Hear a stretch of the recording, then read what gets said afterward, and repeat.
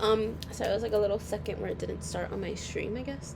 Hi, we're here today. We're making a video. So I'm gonna be doing like another reaction-esque type of video today. Today I want to react to a video that is basically a white man exposing other white men for how they like think and how they like talk in their like private settings and their private groups. I feel like that sounds very interesting to me. It came up on my like YouTube For You page and I was like, yeah, add that to my watch later. And I thought that maybe I would want to like react to that on stream, and yeah, here we are. I mean, I am gonna watch it on stream, so yeah. I have been adding videos to like my watch later for like content that I want to make. I'm like, oh yeah, like I can make a video with this. Like, let me add it to my watch later and react to it. But let me show you guys a quick outfit of the day because I look fucking amazing. Okay. So, oh, that my charger came out. Okay, so let me move this too. Okay, so this is the top. You know, it's just a gray and black top. You know, she eats, and then I have a black long sleeve under, which eats. I feel like I'm flashing you guys. Ah! But yeah, and then I have these cute cargo jeans, and then I have these cute Vans. Give you that dancer pointer toe. Yeah, I was probably a dancer in my past life because when I did MMA, and I did MMA when I was like about 9, 10, like about that age, right? He's like, okay, point your foot so that you can do a kick, right? I point it. Let me take off my shoe. I point it, and then he's like, were you a dancer? I was like, no. I was probably a dancer in my past life because I have those dancer feet just naturally. My feet, like, if you want me to do something, they're just naturally gonna. But yeah, I think I'll take off my shoes. Honestly, it's fine. Like, you guys got to see them for the outfit of the day. There's no reason for them to be on my body anymore. I'm home. It's time to relax, right? But yes, let's relax together. And let's watch this white guy expose, you know, how other white people act when no people of color are around, you know. Like, let's see how they talk in these like private settings when they think that no one will ever reach that conversation, right? So that is what we're doing, because this sounds extremely interesting to me. Like, what did they say? Oh my god, a sticker. Hi, Noel Guadarrama. Oh my god, another sticker among us. Hello, Noel Guadarrama. Thank you as well for being my latest follower. I really appreciate that. And it's kind of silly because you're like 2 feet away from me. Just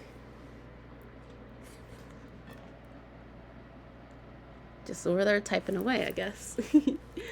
But anyways, we're gonna react to this white man and see like what is said in these private spaces. Okay, so here we go. We're gonna get into it. Oh, let me take a hit because, you know, I like being high for things. Let's make this smaller.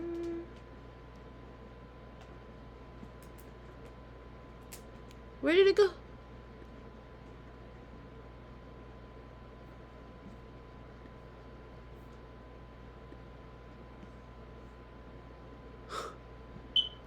What? What happened to my fucking... Okay, there it goes. I was like, where the fuck is myself? Oh my god, Illuminati in the chat. Shout out to the Illuminati in the chat. We got the Illuminati stickers. Thank you, Noel, for the Illuminati stickers. You're trying to curse everyone. Okay, let's make this slightly bigger. And where's the chat at? Because I want that to be not hiding. So you can always see the chat. But there, you can always see the chat, but the video can be a little bit bigger. Okay, there we go. There we go. Perfect. Okay. So, let's see. This is what we're going to be reacting to. We're going to be reacting to Brave White Man exposes the racist white male culture and criminality in America. That is the title. And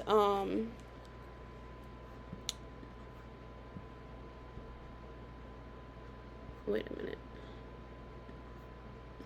White man exposes what's going on inside the house. That was so loud. Okay. So, the person whose video we're reacting to, it's Afro Think Tank with 79,000 subscribers. So you can go subscribe to him and like his content if you want, and follow him, all the good stuff, you know. But yeah, I think we're just ready to start reacting. Okay, inside their house, inside their community, right? And it's important that we listen to these white men who are explaining what's going on. Because listen, as much as we react to the things that, you know, they do to Why us, is it Zalcraft? or to the effects that they have on us based off the decisions, as much as we I don't update my stream info, so sorry if you ever come in here thinking it's gonna be something and it's not that. I always say Zalcraft. Love the way your stream. I'll keep up with the schedule. Connect with me on Discord. Oh, hi, thank you so much. Thank you for liking my setup.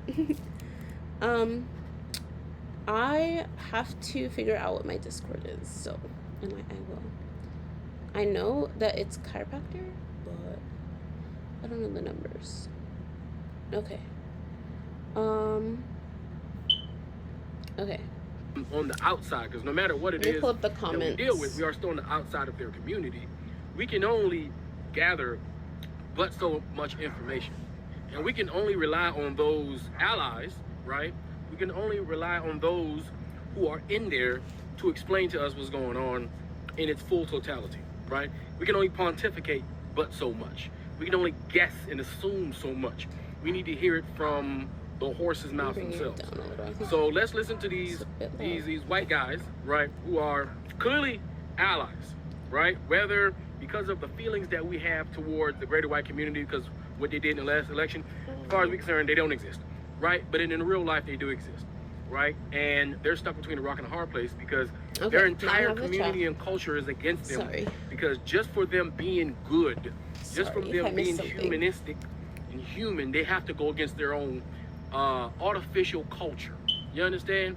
To change your culture is to go against the machine itself, which is difficult by itself. Okay, so he's only going to be introducing it for like a couple more seconds, so you can skip it when they come out and do it, because they don't got to do it. They can sit back and say, like, fuck it. Because whether they do anything or not, about his intro, these but white men can benefit. I think his intro is very important because he's basically saying that, you know, us having this type of like experience, us having this ability to even be able to see what is being said is it's a good thing. Like, we should be able to see that. They can choose to say, you know what, I don't see it. They can choose to be like, I don't see color. They can choose to say, okay, well, black people don't trust me, F it, I'm gonna do my own thing. They can make those decisions easily because they're within the position to do so. But when I agree. They step out there, understand they're doing that under their own fruition, knowing that it's dangerous for them to do so. Okay, so without further ado, let's listen to these white men tell us what's going on inside the house. Anyway, without further ado, this Afro Think Tank, learn something, teach something, I'm out. Okay, so it's not one white man, it's brave white men expose the racist white male culture and criminality in America. So it's gonna be more than one, so that's good. Like, because they'll be like, oh, it's just this one person. Like, oh, well, there's actually a bunch of people coming out and saying the same thing. So now what? Now what's your excuse, you know? But, yeah. fuck is happening right now, because the cognitive dissonance is insane. Before I start this might be a little bit longer, so hit the 2x. But I grew up in the white evangelical church, finally fucking left, but was a worship leader, was a youth leader at one point, and I can tell you exactly why shit is going down the way it is. Two separate realities are happening right now. There's one reality where those of us with critical thinking, understanding of how systems work, racism, bigotry, all that shit, that's the reality that we're rooted in. That's what's actually happening. The other reality that has been created for white evangelical Christians is what they're stuck in. So as a Christian, you learn about the Old Testament, the New Testament. In the Old Testament, God was violent. Wait, okay. So right Reality here, that we're rooted in, that's what's actually happening.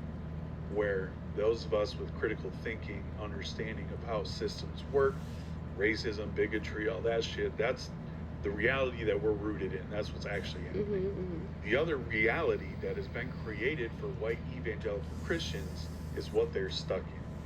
So as a Christian, you learn about the Old Testament, the New Testament. In the Old Testament, God was violent as fuck, but it gets normalized in a way to you because it was a just. honestly, that's another thing. Like, God is so violent in the Bible. Like, he asked for so many violent things that I don't think that God would have asked for. You know what? I think that show was no, sorry, not spiritual. Let me not come for my thing. That's my thing. I think that show was religious psychosis. Like, that shit was not okay. Because how are you gonna tell me, like, what was his name? Abe? I'm just, okay. Let me not come for Abe if I have the name wrong. I don't remember the guy's name, okay? Some guy gets a message from God that he needs to kill his kid. So he takes his kid up the hill. He's ready to fucking push his kid.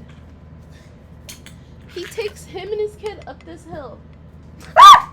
Sorry, oh my god, I did not see you. I thought you were like a stuffed animal. Oh my god. Me and my cat scared each other right now. Okay. He takes his son. This is the guy. Takes his son up this hill. This is the hill.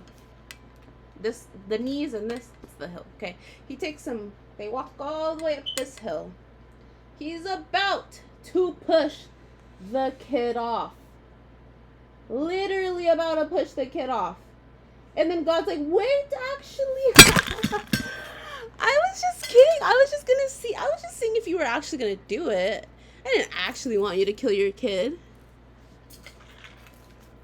So then he just peacefully walks down the mountain. With his kid. And it's just fucking insane because what? Like, you were willing to kill your kid because God told you? It was God's plan? God's plan? I don't like Drake. Fight violence. Drake is bad, and hide your sisters from him. Hide your little sisters from him. If you have older sisters, they'll be fine. That, we're taking cities for God. These cities were evils. Unless your older sisters are still young, and you're young. Oh, kill every man, woman, and child. Like, that shit's actually in the Old Testament. Then you fast forward to the New Testament, and you have this idea of Jesus, right? Living the perfect life. The Bible talks about there's no great. So that's another thing with the New Testament? That's the one that has Jesus? Huh. So in the Old Testament, he wasn't born. Interesting. I don't know. Your sacrifice and laying your life down for your fellow man. It's because, okay, I grew up like Christian, but now I'm like just spiritual. So I just respect all religions. I want to take pieces from all of them, study all of their beliefs. But but yeah. In that, all throughout the Bible, and reinforced in Scripture, they talk about how imperfect people are used to spread the gospel of Christ. So that's why people like Trump, like Charlie Kirk, their words and actions don't fucking matter to white evangelical Christians as long as it's presented as the bigger picture under the umbrella of white evangelical Christianity.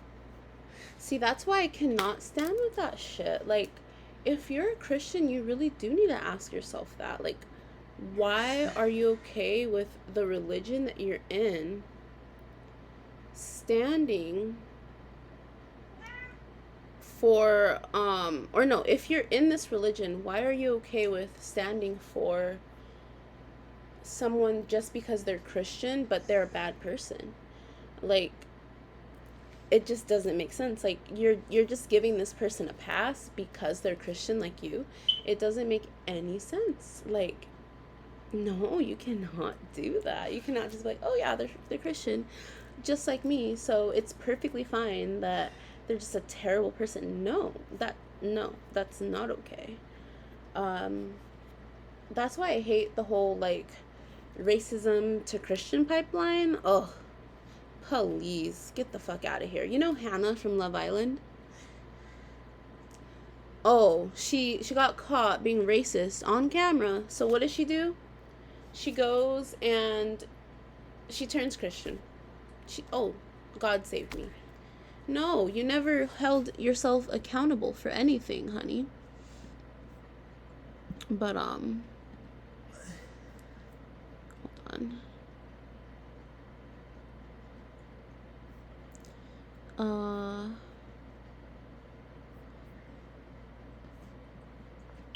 Let's continue this.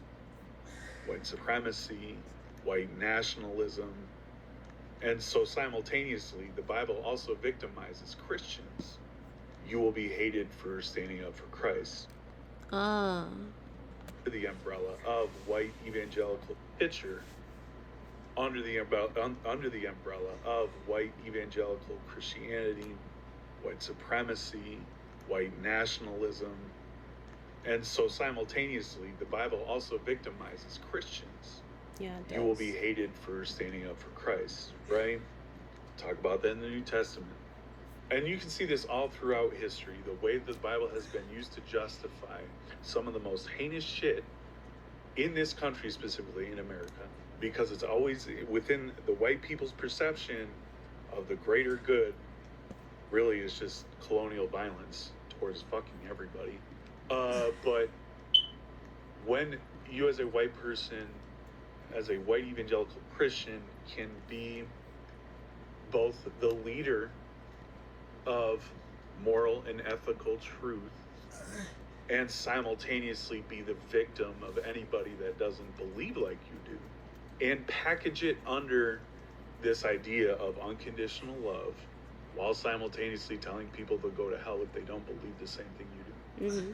You create a narcissistic cycle, right? So then I can, as a white evangelical Christian, get away with any bullshit as long as I ask for forgiveness. Exactly. And the greatest That's bullshit. sin, unforgivable sin, is denouncing Christ, right? Everything else, 10 Commandments, they don't really give a fuck about that. They want to put it up in school, but you see white evangelical Christians, white supremacists carry out violence all the fucking time, but it's justified. Because I can't see other people as human in their full humanity if they do not align with what I stand on, with my beliefs. The Bible talks about there's only one way into heaven, and that's through Jesus Christ. And so when we have people, again, like Donald Trump and Charlie Kirk, if they are preaching this or throwing this shit out there, sticking it to the wall, Christians are going to eat that shit up. They do. And then it clicks in their brain that these men, now mind you, in a Christianity, it goes Jesus, men, everybody else underneath. So when you have these white evangelical men perpetuating these narratives, perpetuating this bigotry, it reinforces their beliefs, reinforces their victimization, reinforces that they will be oppressed because they're standing up for morality and ethics. So it feeds into the cycle of white supremacy, right? There's only one right way. Worship the written word, the Bible. Like the list, you can tie it all together in the list of the core tenets of white supremacy. And so they operate in this different reality that they have created for themselves, I feel where like they can I feel like that makes a lot of sense. worship the written word, the Bible. Premise, So- right? There's only one right way. Worship the written word, the Bible. Like the list, you can tie it all together in the list of the core tenets of white supremacy.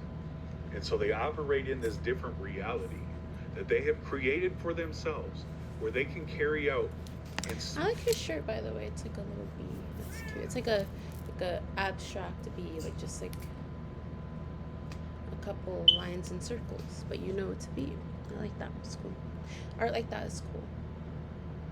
I feel like art like that is cool because I know how to do art like that, you know, like just simple things. I don't know. Seek out any type of violence, support it, repent for it, move on with their lives, while simultaneously be the victim if anyone holds them accountable for the fucked up shit that they do. And if you are trapped inside the cult of white evangelical Christianity, they make it feel like every single thing that is not the same as you is a threat to your existence. So again, going back to the New Testament where it talks about, the greatest sacrifice man can do. Yeah, and that's what they always do for like power, basically. Just they try to get their like white supremacists. They try to get other white people scared of like a certain group of people. And sometimes it can even be white people, like throughout history, like it was like like Irish people, like stuff like that, but or like Jewish people, like stuff like that, right? But yeah, like they'll like just get them scared of like a certain group of people or like a certain type of person, and then or a certain religion, and then they'll just convince them that like they have to be scared of them or that they need to like kill them. And it's like insane because it's like you don't need to do that, obviously. I mean, it's crazy. Like sometimes I just wonder what the world would have been like if like white people did not colonize the world. Like, would it have just been like peaceful and nice? I don't know. It really runs deep when you start thinking about it that way, because it's like they're also the reason for capitalism, and they like went all around the world like terrorizing other countries that did not want to be capitalist. Like a lot of wars that they have done and fought, if you actually look into it, the war happened because they wanted that place to be capitalist. And like there was one speech that really like got to me, and I don't know, I never heard it until recently. So yeah, it was like, you can look it up. I don't really know. I think it was, I can't remember, honestly. I feel like it might have been like South or North Korea, and like there was like a speech, and like a lady was just saying that like American soldiers, like, you guys just need to stop. You guys are not going to win this war. And at the end of the day, they didn't win it because that they are still communist, and they just didn't want them to be communist. And it's like, so yeah, it's like really scary and sad when you think about the fact that all they really care about is making everything like white supremacy, like making like every area that they can have a white supremacy effect, and then also that they want like a capitalism effect.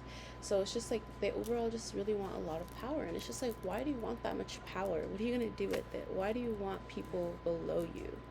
I just don't get it, honestly. I never can get that. Lay his life down for his fellow people.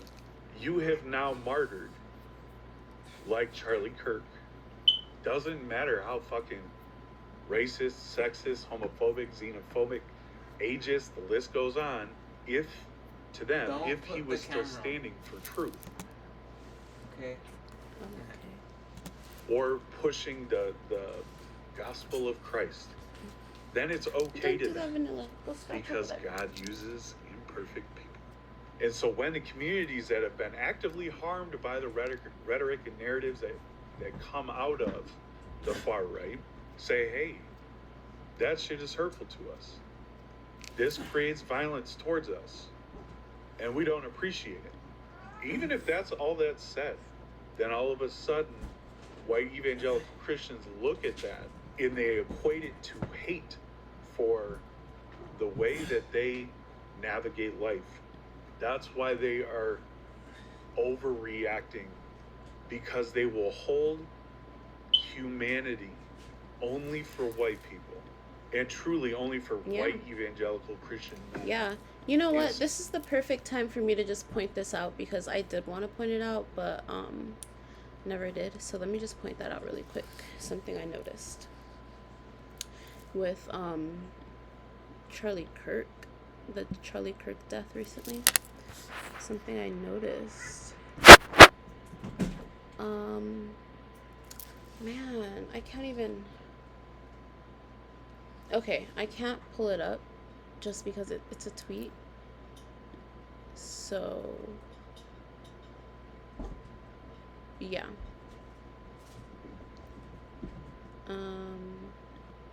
Hold on. It's a tweet, so I probably cannot pull it up. Let me see. Wait, I can look up Twitter. Well, I'll just look up Twitter. Yeah, I can look it up. Okay, because laptops do have Twitter. Okay. So Twitter, I don't know if she like deleted it or what, but I'll just try to find it. I'm just gonna look it up and see what comes up. Twitter quote, oh no, I'll just say Twitter,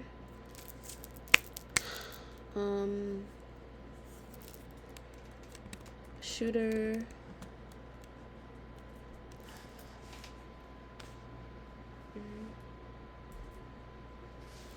pray. Let me see if it comes up.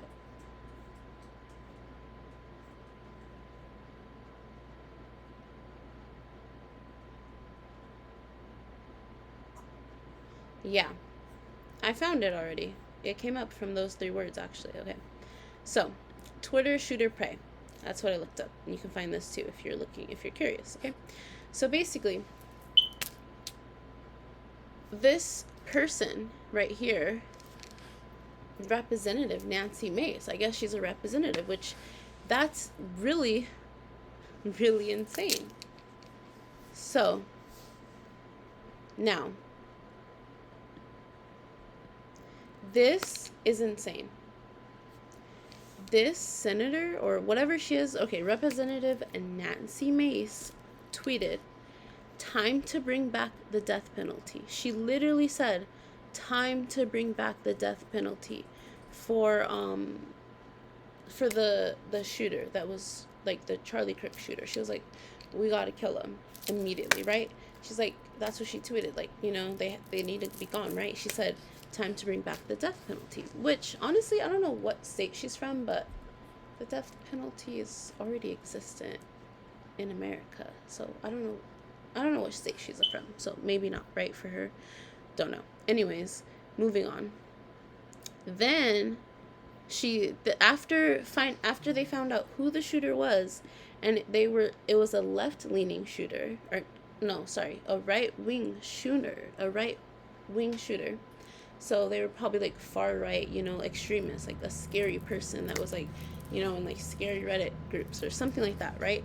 After finding out that it was probably a person like that did it instead, like, and it was a white male that's family was like Christian, Trump supporters, like all that stuff, right? She says, "We know Charlie Kirk would want us to pray for such an evil and lost individual like Tyler Robinson to find Jesus Christ." Oh, so now it's prayers? So now we're sending love? Now we know what Charlie Kirk would want, and he would want peace over it? Like, so I'm just saying all of this to just say, and just to point out the, like, if you didn't connect the dots yet, like, this is like blatant, like, racism. This is blatant, like this is just seriously wrong. Like, if the shooter was not that, if the shooter was not a white male, you know, like, if it was a minority, you know, like, if it was, like, someone who had discrimination against them, like, you know, someone like that, she would have been singing a different tune. As you can see, she literally said time to bring back the death penalty. She was singing a different tune. So it's just quite insane. Anyways, back to him exposing them, the ones who have been doing crazy stuff and saying crazy stuff, or he's talking about the evangelical Christians. But yes, this is like literally what I mean. Like, this is like what I wanted to talk about. This is plain and simple, very racist. Like, you know, it's just very wrong. I don't know. It's wrong. It's very wrong. Maybe it's not racist because maybe she didn't assume that it was a different race. Maybe she assumed it was a different class. So maybe she was being classist. I don't know. It's definitely an ist. There's definitely an ist in there. Okay. I don't know what word to put to it, but it's so wrong. It's so wrong. It's so wrong. Anyways. When something happens to a godlike figure, they view it as an attack on their entire identity. And when you have an identity that is strictly based in hatred and bigotry, knowing you could lose your life, will literally turn white people fucking feral. And that's what's happening right now. They can't see humanity and all these other, that's why we lay all this shit out with all the other atrocities, Palestine, Congo, Sudan, black indigenous people of color being violently hurt by the government, like dude, it's so long. Mm-hmm. But it doesn't apply to them. But now the one person that looks like them, that pushed all their fucking harmful narratives that they could hide behind, is gone. The mask is gone. And when they chose to openly mourn this man, they unintentionally told everybody that they are also fucking white supremacists. And so a lot of white people are fighting themselves in the fucking mirror right now. And they cannot stand to look at ourselves as a collective in the face. So now all of a sudden, for so many people that beg for civil war, that have their community based on the internet, they're going to be cut off from that community anyway. So you have people that are going to drop from not having the medicine they need. You're going to have all your creature comforts gone. And now what are you left with? You're left with the hope. The hope that you might be able to survive a fight against your fellow Americans. Because why? You didn't like their view on transgenders. Or because you didn't like that Cracker Barrel changed its name or changed its signage. You don't like the fact that, I don't know, it's all these different things you don't agree with. Maybe the tax rates are too high, maybe they're too low. All of that pales in comparison to the discomfort and pure horror of what a civil war would bring. And guess what? At the end of all of it, let's even say your side wins. Well, what are you going to get? Well, the rest of your life is going to be spent trying to rebuild what you had before the civil war you incited came. So something interesting about white culture came out in a discussion I was having with my friends the other day. So the first thing to know is amongst my group of friends, I'm kind of the token white guy. I'm friends with a lot of people of color here in Brooklyn. And reflecting on my experience in the conversation, I just made this point, which is that there is really no such thing as white community. Like growing up in Metro Detroit, there was a black community, there was an Indian community, there was an Asian community, but there was no white community.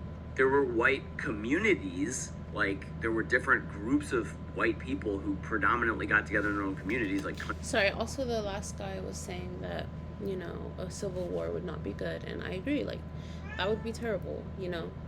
I wasn't, like, I was kind of, like, I feel like I was, like, not fully locked in on what he was saying, but I agree that would be terrible. No one does want that. No one wants that at all. I'm scared that some people, you know, the far right, I feel like they do want something like that.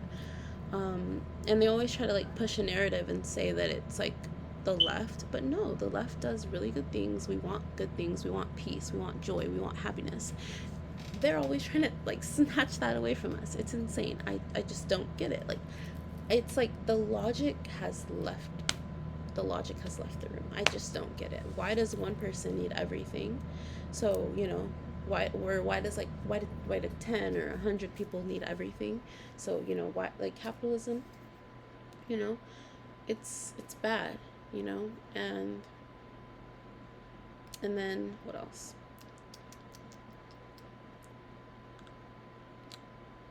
And then white supremacy. Like, why do you think that one race is better than the other? I just don't get it. I seriously don't get it. And then you guys don't even have your goal point straight. Like, you've changed your goal point so many times. Like, for instance, like the KKK, they at first they didn't like white people that were Catholic. So if they were white but they were Catholic, they didn't like them. And then they changed their goal point. So it's just like, they can't even like stick to one goal point. Like, you never know. Like let's say like 20 years from now, if there was a Nazi party, right, they would probably include like Jewish people as well, just because, like, that's what I'm saying. Like, even though they came for them before, they're just gonna change their goal point and keep adding more on, because like I said, like, white people didn't like Irish people before either, and then they considered them all the same, you know. So it's just back and forth between like, oh, you're different, you're one of us now, you know. And it's just like you're changing the goal point. That's Clubs yeah. But there was no community. So there's no point of like not even liking one race over the other if you can't even keep your own goal point, you know. Like, even if you could, there would still be no point of liking one race over the other. Like, it's just insane. Civil War you incited came. So something interesting about white culture came out in a discussion I was having with my friends the other day. So the first thing to know is, amongst my group of friends, I'm kind of the token white guy. I'm friends with a lot of people of color here in Brooklyn. And reflecting on my experience in the conversation, I just made this point, which is that there is really no such thing as white community. Like, growing up... Also, I was like thinking that too the other day. It was just a thought I had. I was just thinking about how white people, you know, they don't really have like a specific group, and the only time that they do, it's like, you know, white nationalists, I feel. And it's just like, if only they could just get together and just be joyous and happy without shitting on other races. How beautiful could that be if every single race could just do their own thing and be happy and love each other without any problems, you know? Why are there always issues? In Metro Detroit, there was a black community, there was an Indian community, there was an Asian community, but there was no white community. There were white communities, like there were different groups of white people who predominantly got together in their own communities, like country clubs or churches or something. But there was no sense of like racial community to white people generally. This is really interesting because I had a lot of ethnic friends like Indian and Asian who had their own communities of people who would give each other opportunities and help each other out. And they had to, because there were institutional factors that were probably preventing them from being as successful as they normally otherwise would have been. I'm just curious if other white people have noticed this, because I've never felt like I've had a group of people I can go to who will help me solve my problems. It feels like you're all on your own. You want to know why white people hate every single culture? It's for many reasons. It's not just because of one reason. And one of them is... I don't know. You're all on your own. People I can go to who will... I think he's yearning for community, and it's probably because he's not racist. That's probably why he doesn't have a community. Damn. I don't know. That's crazy. If that is the reason, that's crazy. Because, like, what if, like, the white people in his area are, like, really racist, and, you know, they don't talk to him because of that or something. You know, I'm just theorizing here. I'm shooting the shit, I guess you can say. Help me solve my problems. It feels like you're all on your own. You want to know why white people hate every single culture? It's for many reasons. It's not just because of one reason. And one of them is, most cultures, like the Hispanics, the indigenous people, the Asians, they don't need money to be happy. Where white people need money to be happy all the time. See, that just doesn't make any sense. It brings rage in me, because I'm quite sure before white people came along, time, money, capitalism, jobs, I'm sure none of it existed. You know, like I'm sure I'm sure I'm sure I'm sure that they just made a system that is just so detrimental and hard for no reason. Like, we could all just be vibing. I just don't get it. Mind-boggling. Like other cultures because it shows the shame inside them that they never really created anything in this world other than trauma. Yeah. Trauma and drama. Yeah. Drama. Because every culture, the Asians, the Hispanics, the indigenous people, all done something to make this world what it is today not really whites. I mean, look at the cars we have now in America. White people cars, they got the blueprint from the indigenous people and they got rid of them. So now we got all the cars now that all look the same now. There's this, it's all generic white people shit. Like it's like I have a Jeep right now, and I could easily get a Kia and it's cheaper and it looks better than the Jeep. Like they all look the same. That's why I think it's hilarious how people want to get like Range Rovers and all this other bullshit just to look cool outside. And it's just like all the fucking cars look the same. They kind of do, white yeah. people. It's literally white people written all over it. Let's make all the cars look the same because we got the blueprint now. Anyone's gonna buy it now, which is true. He's buying these bullshit cars. By the way, the indigenous people made 10 times better because otherwise we'd be driving box cars with no blinkers on them. The Asian community amped up even more. So it's just like, what have white people ever did? And that's why they hate other cultures because they know deep down they just never did anything. Exactly. The He's other literally cultures eating come over here them up. and they strut and they He's do eating his own people up. I'm so proud of him. them. That's why they want to deport them all the time. Strut and they do better than them. That's why they want to deport them all the time. Yeah. Because they have that shame of the being useless and worthless. About the Asians, about the indigenous people, about the Hispanics, it would be looking like the Family Odd Parents. Everything looks great. I mean, it already kind of looks like that. I mean, look at like McDonald's now. It's all gray. There's no color to it anymore. Everything's fucking great. We're living in the Family Odd Parents. Of the gray, everything's gray. Everyone's just the same, looks the same.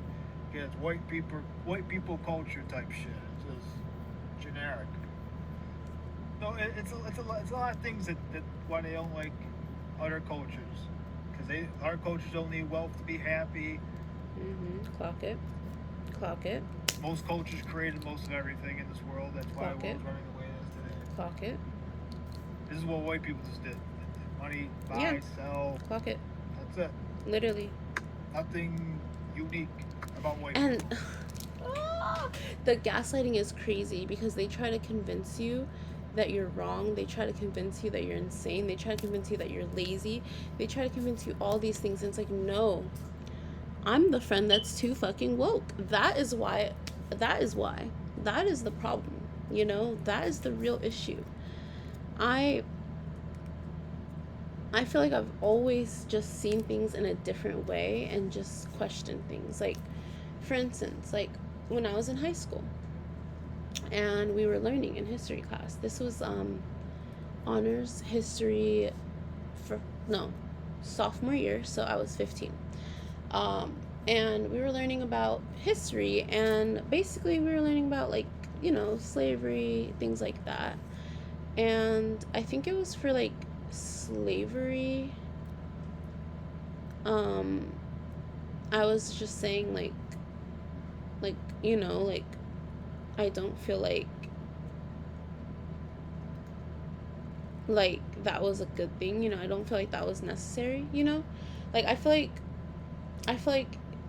I don't know. Okay, actually no. I can't say that one was for sure in that class, but one that I know for sure was in that class, that history year, was that I was asking like, oh, why do we have wars? Like, it makes no sense. And people were just looking at me in the class like, what? Like, oh, like, of course we have wars. Like, like, just acting like, like, acting like it's so obvious that we have wars. And it's just like, for me, it was just not obvious at all. It was just like, no, why do we have wars? Like, it just does not make sense. It does not make sense.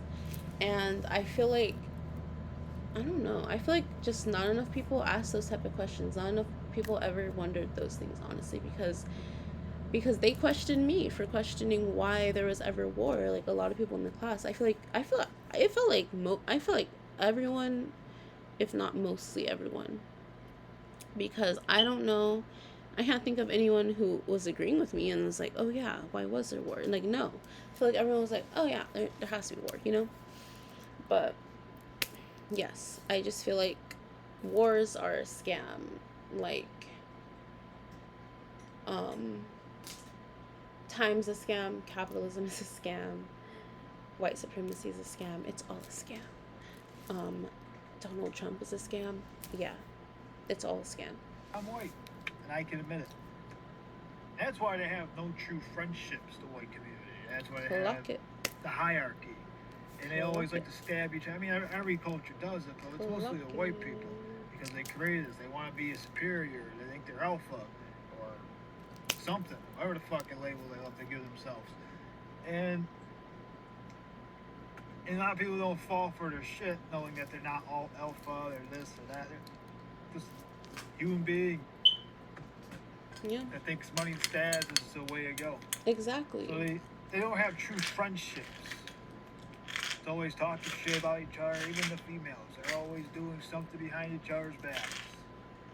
I mean, in my opinion, I think that mostly the lonely epidemic is it's in the white community more than any other culture. That's just my opinion. You mostly see white people talk about it more than anybody else. So I don't know. Just saying. White people don't have culture or community. All those folks who say it's not racist to be proud to be white. Yeah, it is. It's not racist to be proud to be English or Irish or Italian or Eastern European. Those are places. Those are cultures. They're not a skin color. So when you say I'm a proud Irish American, or when you say I'm proud to be from Scotland, that's great. That's not racist.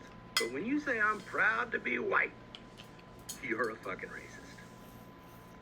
So if you wish to be proud of your culture, you can absolutely be proud of your culture. But not proud to be white. Now I will make the caveat that if the culture that you're proud of is the seceded Southern United States, the Confederate States of America, yeah, that's racist too. If you're holding on to the most racist ideology in the last 200 years, yeah, you're a racist.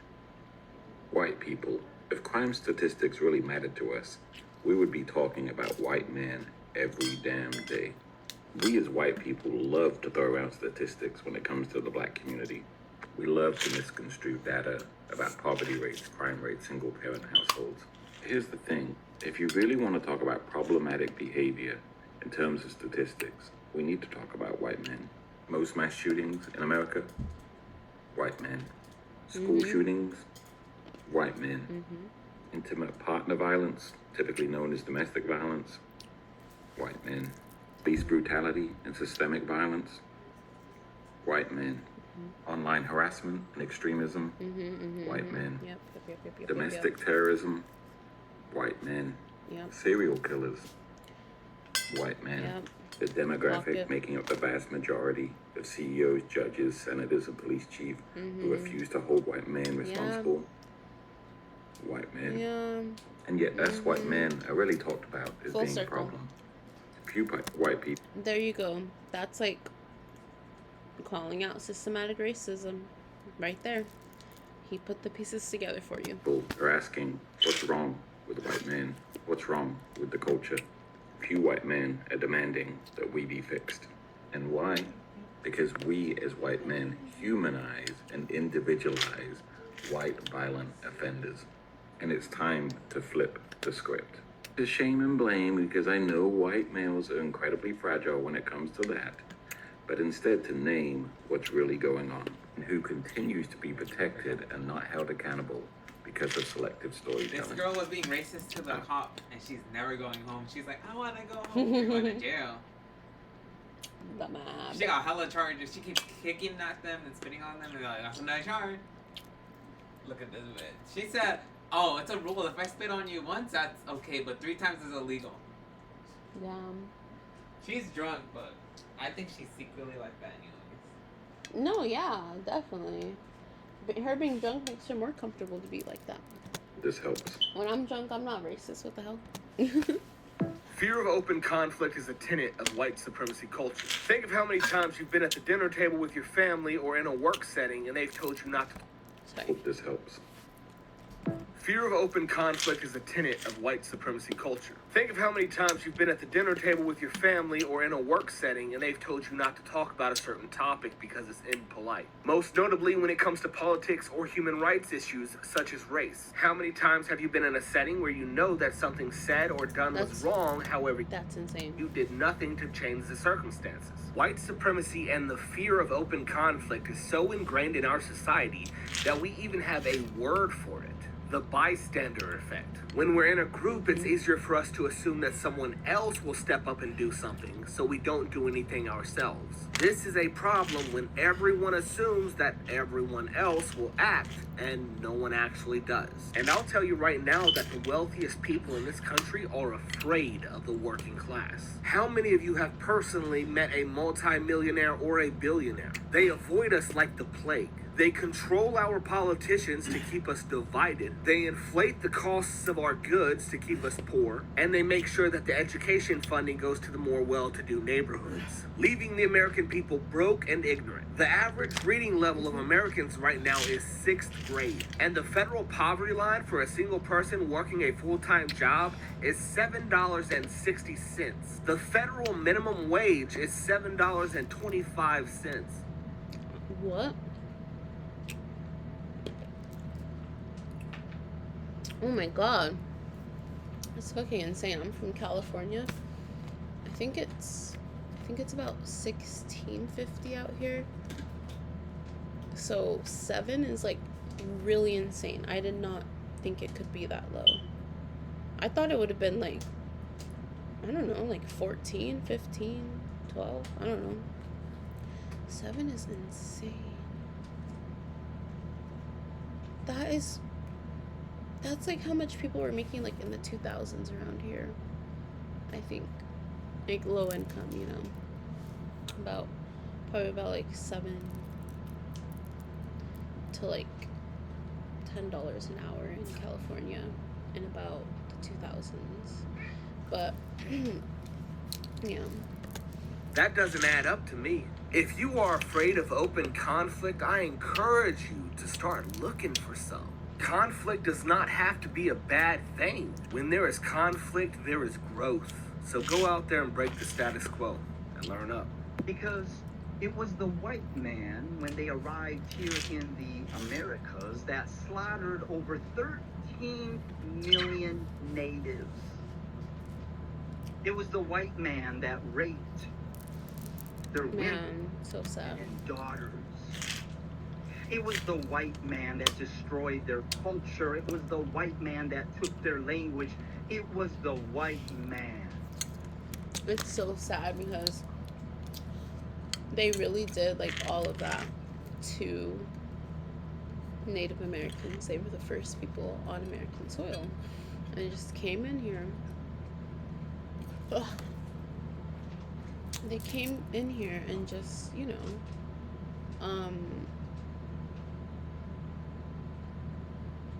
did all of, oh, sorry, my ear, I got a little twitch. When I get a little twitch, that happens. But yeah, what he just said, like, you know, they did like terrible things to like, no, don't do that to the poster baby. This baby's crazy. But yeah, did all these terrible things that he's saying, and like off the culture also like they offed people, but they also offed their culture. They took their culture away from them. They stripped their culture. This is something I actually learned in college. They had a term that they would use. It was called kill. It was called keep the man and kill the Indian, something like that. I don't like saying that because they're Native Americans, but Christopher Columbus's dumbass thought that he was going to India, and then he just called them Indians for no reason, because he's just a dumbass. So yeah, but they're Native Americans. But let me look this up so I can show you.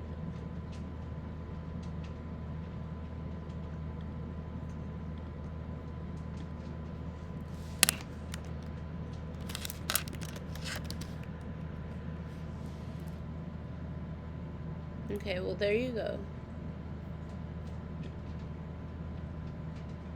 I don't even have to click on it. It's it already showed up. But I will just click on it so you can see that this is a real thing and everything. This is what they would say. So they would say, yeah, kill the Indian, save the man. Kill the Indian in him, save the man. Kill the Indian, save the man. So basically, and yeah, the kill the Indian, save the man, the genocidal impact. Look, let's read this little overview so you can kind of know what the vibes of how bad it was, what it basically was, so okay, overview. Okay. For 5 consecutive generations, from roughly 1800 to 1980, Native American children in the United States and Canada were forcibly taken from their families and relocated to residential schools. Oh, okay. Okay, so we did have residential schools in America too. I thought that was a Canada thing. I don't know.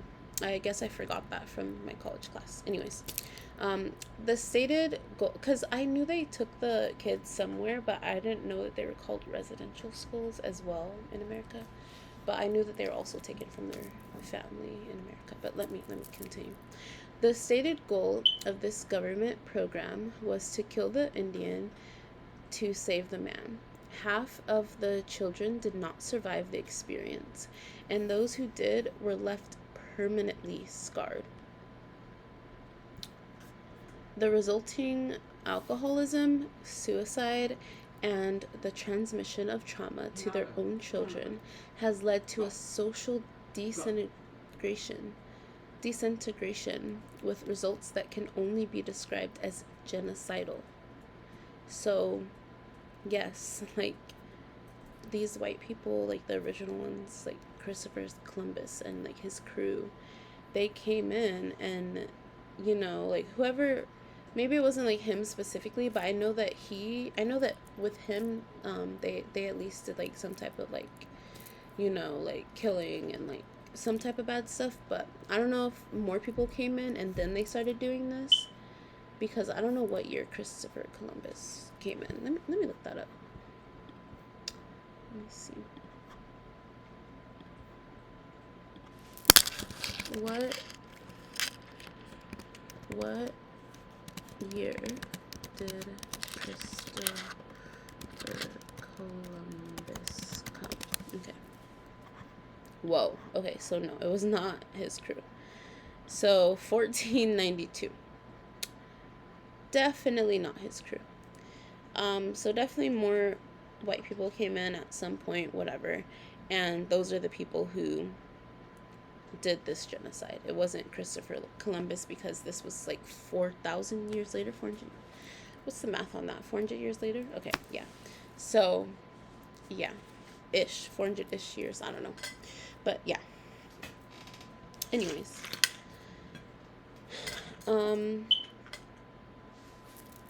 probably some of his descendants, some of his relatives, but not him directly. Okay, so anyways, The stated goal of this government program was to kill the Indian, save the man. Half of the children did not survive the experience, and those who did were left permanently scarred. The resulting alcoholism, suicide, and the transmission of trauma to their own children has led to a social disintegration with results that can only be described as genocidal.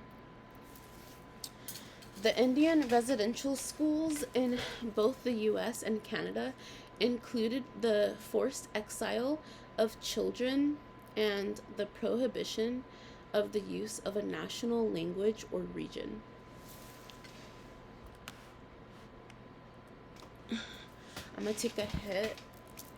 I'm gonna have to reread that because I made a mistake, I think.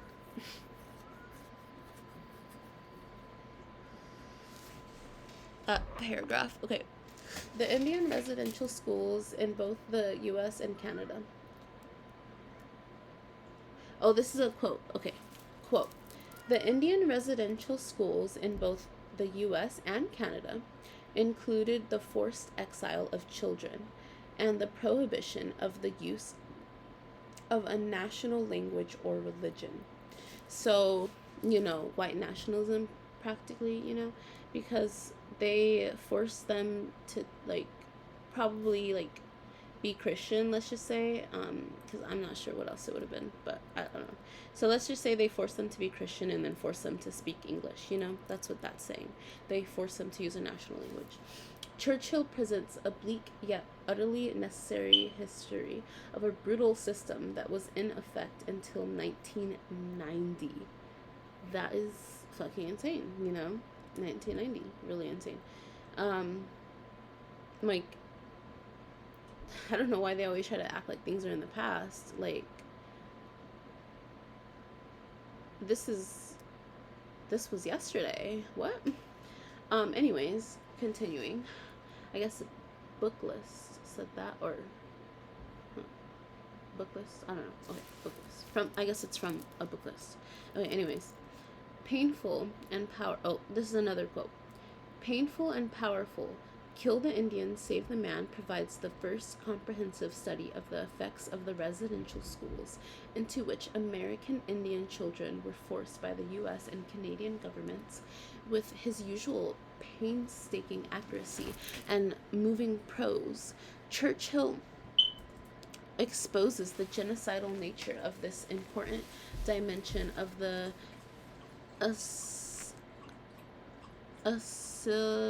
assimilationist policies that continue to decimate Native North American communities.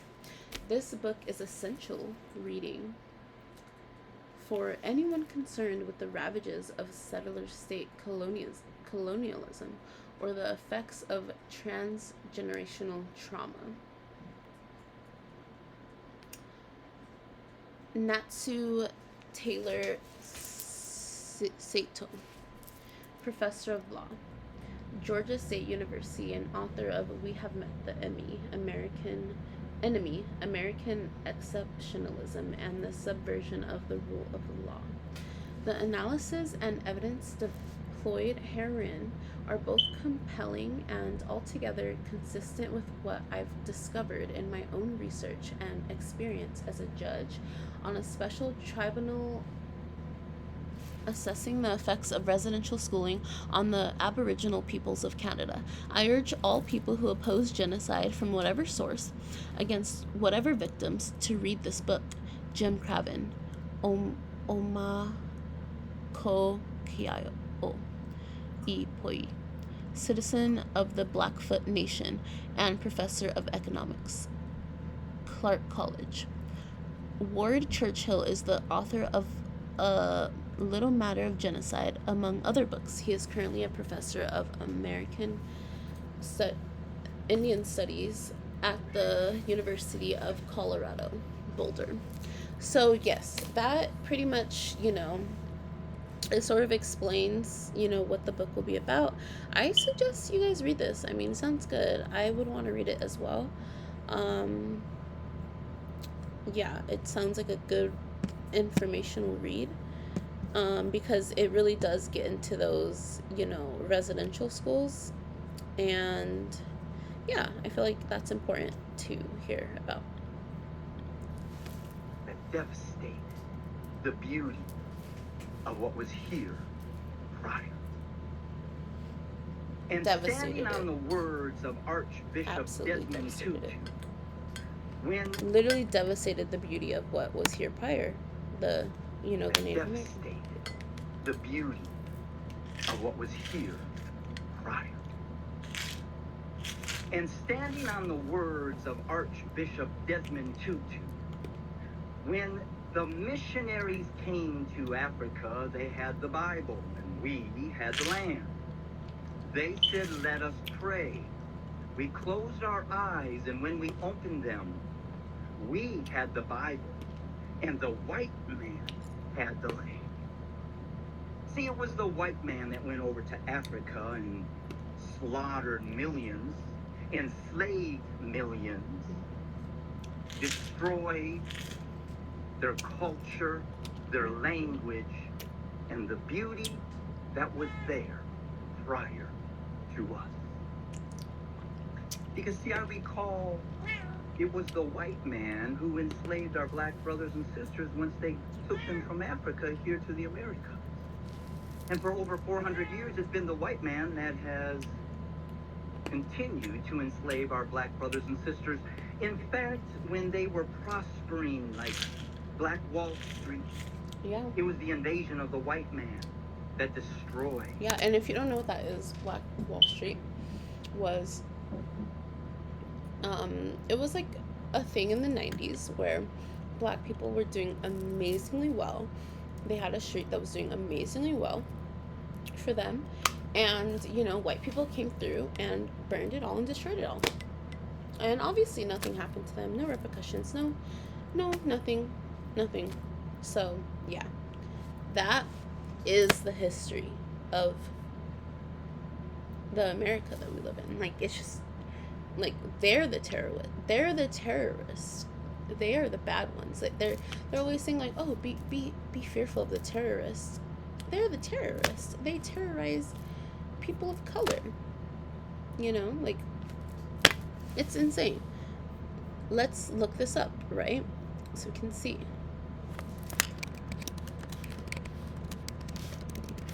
Okay. So it's you can look up Tulsa Race Massacre, or you can look up Black Wall Street. That's what happened to it, the Tulsa Race Massacre. So, overview. The Tulsa Race Massacre was a 2-day-long white supremacist. The Tulsa Race Massacre was a 2-day-long white supremacist terrorist Wait, massacre. Can I ask what you're talking about? You said Tulsa? Wait, is it something we learned together? I don't think so. I think I know about that. What is it? The Tulsa Race Massacre. It was one of the it was the largest massacre, right? Is that what it is? I don't know. Or one of the largest massacres? I don't know. I'm reading this thing. Or racial massacre? I don't know. I don't know. It's like, it was like for Natives? white people ruining Black Wall Street. Oh, maybe I don't know. Yeah, okay. Anyways, this is the overview. The Tulsa Race Massacre was a 2-day-long white supremacist terrorist massacre that took place in the Greenwood District in Tulsa, Oklahoma, United States between May 31st and June 1st, 1921. So, yeah, black people were doing good, in these 1900s, but the white people came in and they massacred people. They killed people that were doing good, had businesses booming, did terrible things. I mean, we can read a little bit of this. A wave of racial violence, affluent African American community seen as a threat to white-dominated American capitalism. So in 1921, Tulsa, known as Black Wall Street, was one of the most prosperous African American communities in the United States. So they were doing amazing. They were doing well. And then on May 31st, they reported that a black man, Dick Rowland, attempted to R-word a white woman, Sarah Page. And I guess it was the Tulsa Tribune, so like a newspaper, you know, they reported this. And whites in the area refused to wait for the investigative process to play out, sparking 2 days of unprecedented racial violence. 35 city blocks went up in flames. 300 people died and 800 were injured. Defense of white female virtue was the expressed motivation for collective racial violence. So, yes, that is what happened. Insane. City. It was the invasion of the white man onto the island of Puerto Rico that devastated the people that lived there. It was the white man that stepped foot into the islands and the nations of Haiti that once again devastated and left it to die.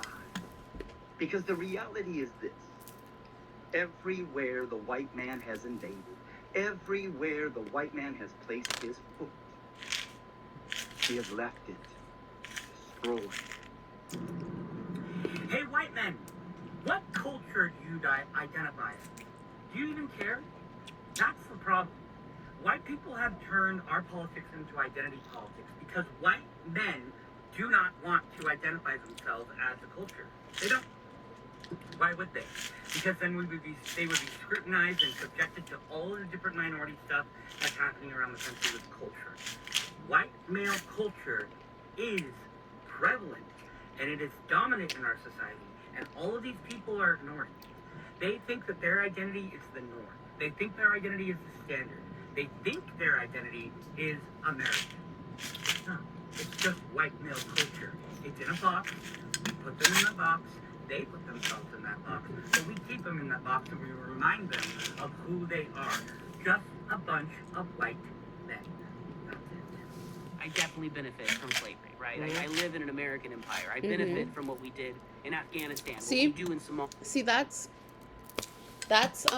also what, you know, basically, I'll just put it like this to like not over ramble and over explain, because I don't like remember like what class and like what year and all that, because like I was gonna like jumble it in with my sophomore year, but I'm not sure that it happened that year. But basically, you know, I had people that were trying to like teach things in the way of, oh, sorry, honey, we don't need cheap viewers on Streamboo. This is Streamboo. This is the best stream on Twitch. So, yeah, I saw that came in. But anyways, best stream on Twitch, so don't need Streamboo. But yeah, so basically they were saying that our country like benefited from slavery and stuff, and I just felt like, regardless, it doesn't matter what we benefited from, like what, like this is terrible, you know, like no, like no, it's not, no, it shouldn't have happened, you know. Currently, not through my direct action, just from where I was born. But there are those people with names and addresses that own Chase Bank, they own JP Morgan, that their grandfather himself, you know, took the money from the cotton. Their grandfathers themselves own the ships. So I mean, is there in your mind a difference between, I'm not going to say Sam because he's native, a fella like me or Jimmy, and then a fella like a Chase Bank owner? Or are we the same type of person to you? Yeah, well, all white people are the devil to us in a sense of, devil just mean deceiver, right? Yeah, okay. Chase Bank owner. Or are we not going to say Sam because he's own the ships. So I mean, you know, took the money from the cotton. Their grandfathers themselves own the ships. So I mean, is there in your mind a difference between, I'm not going to say Sam because he's native, a fella like me or Jimmy, and then a fella like a Chase Bank owner? Or are we the same type of person to you? Yeah, well, all white people are the devil to us in a sense of, devil just mean deceiver. Right? I'm gonna tell you why a lot of times why white people have no empathy for us, because the white man's such a devil, he's oppressing you too. I would agree with that. So when I say the white man's a devil, you like, oh, What about me? Oh. Because you're getting oppressed too. Well, he's gonna have his judgment too. But his sacrifice is the reason why you get to live your life and not have to worry about, crack in your neighborhood, or make you have to worry about growing up with a single mother. That happens, but not to a level that happens to us. Right. So all we want to happen is, well, we want our people to live like that. That's all. We just want to try, get a crack at it, to see how good we are at it. Ooh, I see a lot of people mad today. Very mad. That's all. We just want. Right. So all we want to happen is, well, Okay. we want. That happens, but not to a level that happens to us. Right. So all we want to happen is, well, we want our people to live like that. That's all. We just want to try, get a crack at it, to see how good we are at it. Ooh, I see a lot of people mad today. Very mad. Look, only white people can be racist. And Yeah. you cannot be racist to white people. It's impossible. I am white. Be racist to me. Show me how it's done. I wouldn't even want to try to him, but yeah, you can't. I mean, you can't anyway, but yeah. Show me how you're racist to all the other white people. You can't do it because it's impossible. You have a nice day. What caused me, a former card-carrying racist, to change my perspective and see the world like I do now? I knew this question was coming. It's been asked me a lot of times, and I didn't know how I wanted to verbalize it. I dated a girl with biracial kids years ago that I adored and loved. You spend 23 and 1 with a person of color in a prison cell. You get to know them really well. You have to get along. You ask questions, you listen, you learn. Man, I'd love to tell you it's all these experiences, but being transparent, truth be told, I didn't have the strength and courage to do this on my own. I didn't. My lifestyle was enough to fight this disease is the best way to say it. So I give absolute credit to God because He set me on this path. I realize I'm called to serve, and other people by that I mean. And He pulled back the curtain. And I've always been the type of man, once I know something or I see something, I can't unsee it or unknow it. Now I'm out of state willfully ignorant to some things because I know how the man I am. Once I know it, it's going to change me. So I might have purposely ignored things, I'll admit that. But once I really delved into this, and it basically got down to me, I solved problems by looking at it and then immediately stepping 180 degrees into the other side of the equation. So I asked myself two easy questions. And have you never met anybody who can answer it? The first one I asked myself, what does Black America or people of color ever do to me? Now, I'm not talking about having a beef with another human being as a person of color. I'm talking as a whole, as a community. Thought long and hard about it. Couldn't answer it. And then I asked myself, what has the shield of racism, this powerful kryptonite against Black people, how has it affected me? It hasn't. It never will. Racism is a disease of the heart and mind. And one of the hardest parts about this journey is you're going to have an identity crisis or crisis of character because you have to admit that your character is flawed. It's Exactly. corrupt, part of it. And Exactly. A lot of people don't want to admit it. A lot of people cannot admit that they were wrong, so they'll never turn around. They'll actually just they'll just agree to go further and further right rather than turn around and admit that they were wrong and that they were that what they think is not okay, and that they're oppressing people, that they're terrible, that their history is terrible, that their records are terrible, the rap sheet is terrible. They've done the most crime, they've done the most terrible things, and it's them. They need to accept that, and if they can accept that, things would be way better. Wrong. That's hard for a lot of people to do. But I'm going to tell you, when you come on the other side of this and you get past this and you learn to forgive yourself for thinking this way about people you don't even know, because you're going to have to do that. But once you do, the world is so beautiful.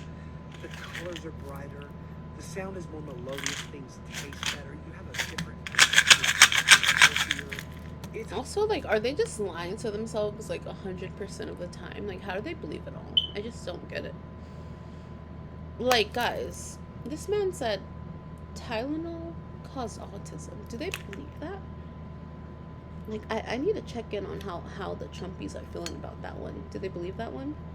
Are they like, oh, let me take out all the Tylenol? It's insane. hard. It's something I will fight to And then what the fuck is with Trump posting like so many AI videos? Like, somebody needs to fire this man. Impeach him again. Impeach him again. for the rest of my life. But it's a fight I'm now prepared for. Hope that answers your question. Have a very good. Let's talk about the Parsley Massacre of Haitians and Black Dominicans in the Dominican Republic. In 1937, Rafael Trujillo, the U.S.-backed dictator of the Dominican Republic, ordered the murder of thousands of Haitians and Black Dominicans living near the border between the two countries. His objective was to cleanse the Dominican Republic of Haitian influence, as well as tighten his grip on the border for land, labor, and power. Over the course of only 5 days, Dominican soldiers used machetes, rifles, and knives to kill an estimated 15 to 20,000 people. Entire families, no trials, juries, or charges, just execution squads carrying out a genocide. And in order to identify the correct people they were supposed to kill, the soldiers held up a sprig of parsley and asked the people to identify it. Whoever said the Spanish word for parsley with a Haitian Creole accent was marked for death. Oh my Hence the God. Parsley Massacre. But this was not about language, it was about race. Hence why many dark-skinned Dominicans were also killed. So where did the That U.S. is so stand on sad. this? Since we trained, armed, and supported Trujillo for years because he was anti-communist and kept the country open to U.S. sugar companies. After the You mass- see? Anti-communist. Like, I just don't get it. Why are you so pissed off at what another country is doing? It doesn't make any sense. Sure, we didn't condemn or punish him, but we did let him pay a token $525,000 in reparations to Haiti, representing stability for investors. Trujillo not only slaughtered Haitians in this horrific event, but he ran a brutal police state for over 30 years while we had his back the entire time. Until he came to own so much land himself that he began pushing U.S. companies out of the economy, so then the CIA helped kill him. When people say things like, why can't immigrants just fix their own countries? Maybe we should ask why our country keeps funding, arming, and training people who create hell on earth in their countries. When Dominicans and Haitians show up on our shores, they aren't looking for handouts. They're looking to live their lives in peace and escape conditions that we enabled. We're confronted with your racial identity in America. If you're white, any other race, and I recognize that, you know, and I see that around me, and more important even for white people to try to combat that sort of that kind of problem in America. You know, it's like in many ways I get flack for this, but I think it's a white problem. You know, it's because it's white blindness or white fragility, all these different things. That I'm incredibly interested in as an artist and as a person. You know, it feels important to speak on that. You know, as a white person, and I don't think enough people do. I don't know. I'm it's a gift and a curse of being an empathetic. You know, in my mind, or kind of a Being hyper fucking aware drives me insane. Every single person who's not on my wavelength, it just pisses me off because it's like, okay, privilege. Either way, in one way or another, you have some type of privilege to where you see no problem with this administration. You see no issues. Like, it's crazy. a normal fucking person, right? To care about other people. Yeah.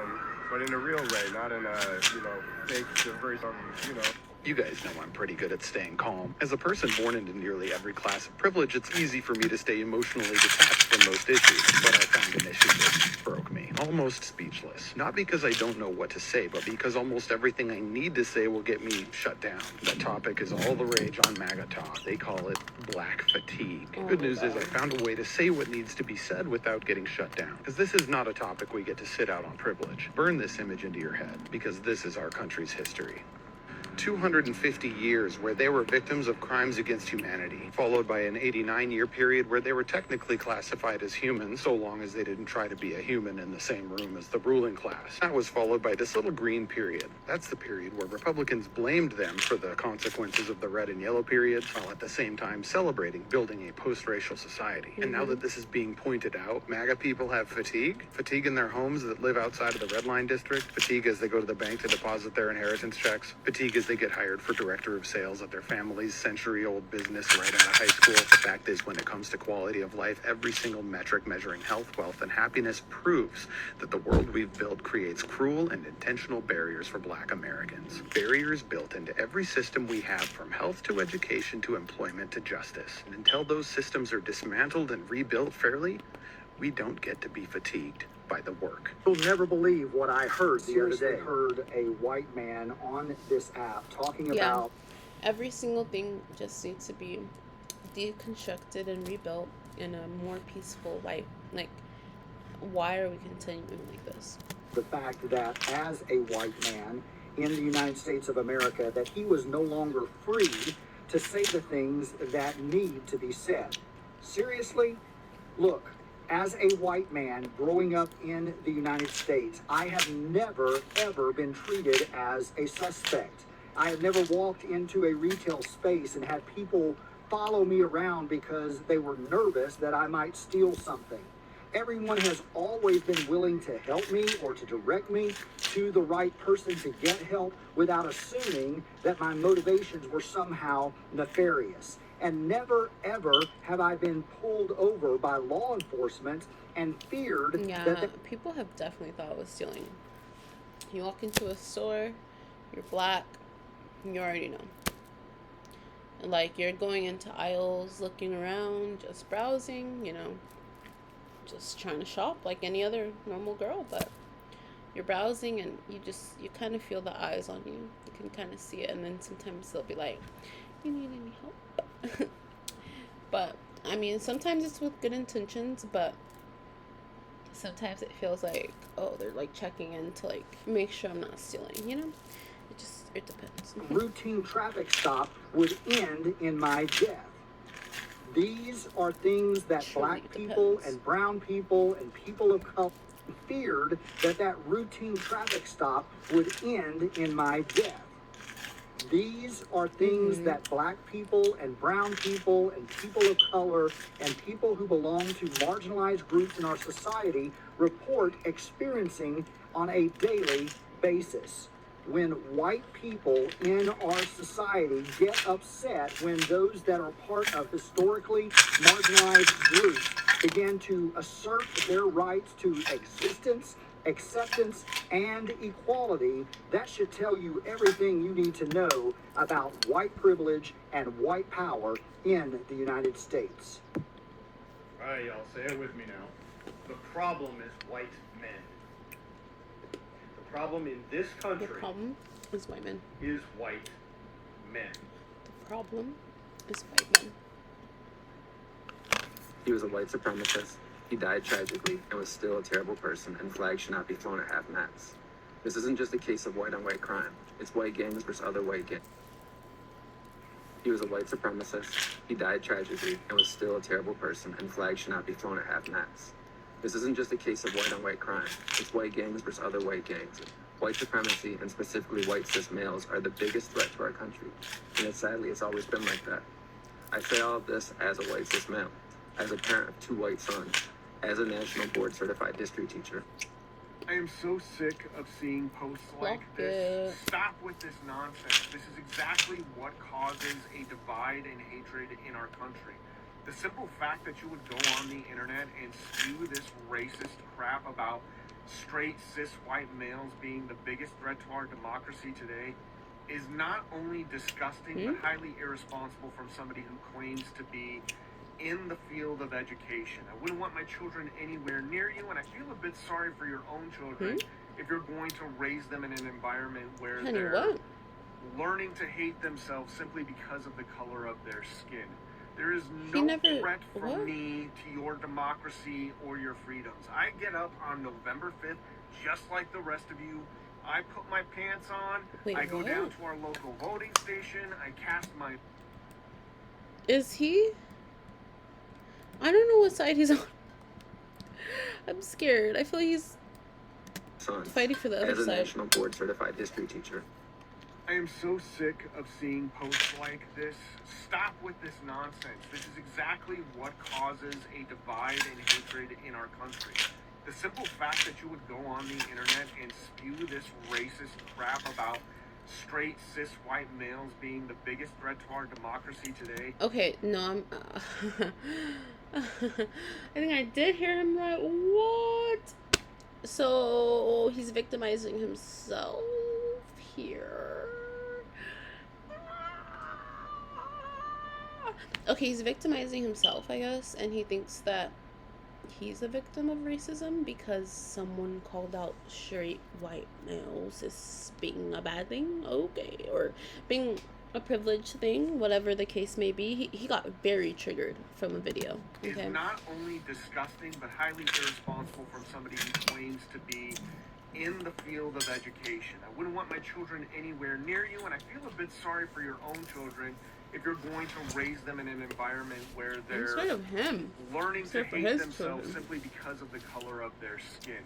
There is no threat from me to your democracy or your freedoms. I get up on November 5th just like the rest of you.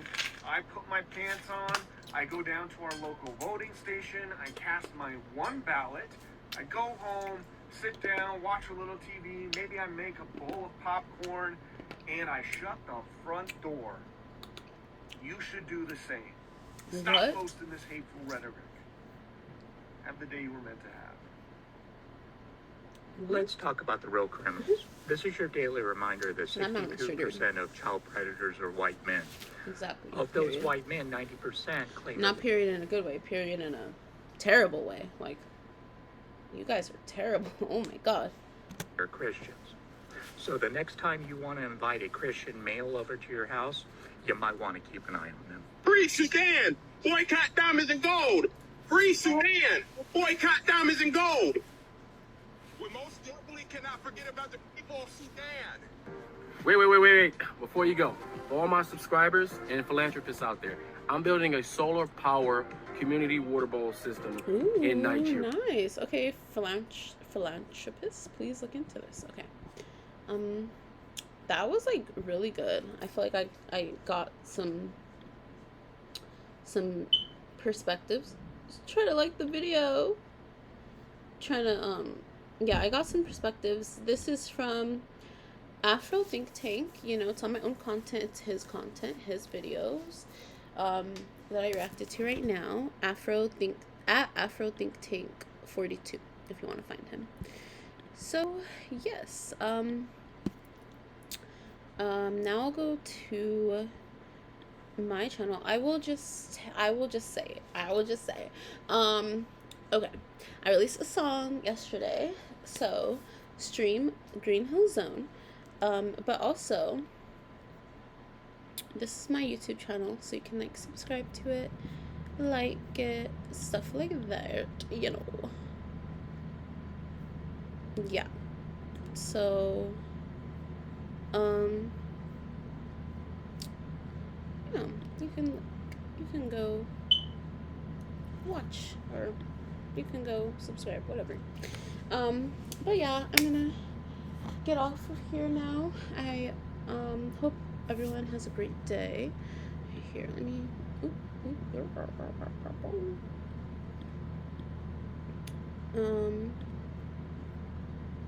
this a little smaller. But yes, follow my YouTube. Oh shoot.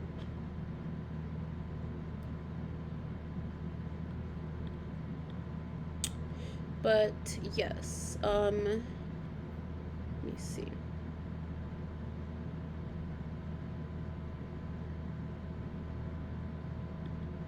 Okay, there we go. So, yes, you can follow me on YouTube, and like I said, you can stream my new song that I released yesterday. I will just go ahead and show you like the picture that I did for it, I made for it. So yeah, it's this. I did make an error in this. It's supposed to say Green Hill Zone, so it's like a rare thing. You're seeing it like this with the error. So I'm gonna have to like redo that, remake that thing. So yeah, I hope that you guys enjoyed the content. You know, tell me like other type of content you want to see. Tell me any games that you'd want to see me play. But yeah, follow me on YouTube, TikTok, and Twitch at chiropractor. And yeah, thank you so much if you have watched me in the past, present, or future.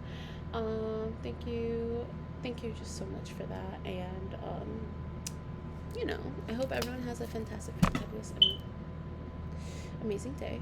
And you know, I hope everything just works out well for you. You know, I hope that you always are shining bright. But yeah, thank you so much for watching. Have a great day.